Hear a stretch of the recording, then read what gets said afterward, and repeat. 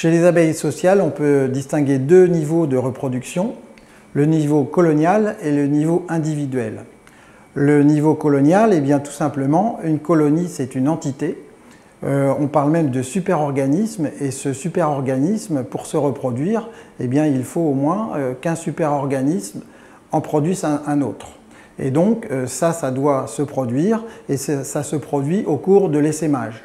Et le niveau individuel, eh bien, il faut que dans la colonie, il y ait au moins un individu, en l'occurrence la reine pour les abeilles sociales, qui pond et qui se reproduit pour produire des individus.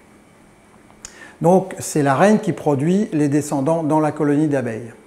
Alors, au printemps, la reine pond jusqu'à 1500, voire plus de 1500 œufs par jour.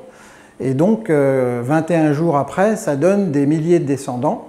La colonie augmente en population de telle sorte qu'elle devient prête à essaimer. Et donc, c'est ce mécanisme, l'essaimage, qui va faire que cette forte population, par division, va donner une reine et une autre population d'abeilles qui va sortir de la colonie et vivre sa vie ailleurs. Chez l'abeille, il y a 4 stades de développement: l'œuf, la larve, la nymphe et l'insecte parfait, l'adulte. La durée de développement du couvain varie en fonction de la caste. Ainsi, chez les ouvrières, la durée de développement prend 21 jours, contre 15 jours chez la reine, donc une durée de développement beaucoup plus courte, et le maximum, c'est 24 jours pour les mâles ou pour les faux-bourdons.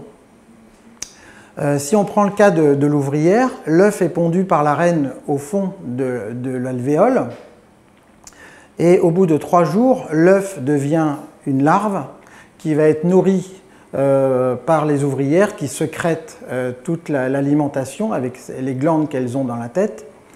Et au bout de 6 jours, les ouvrières vont, on dit, operculer l'alvéole de cette vieille larve. Donc elles vont prendre de la cire et boucher le bout de l'alvéole.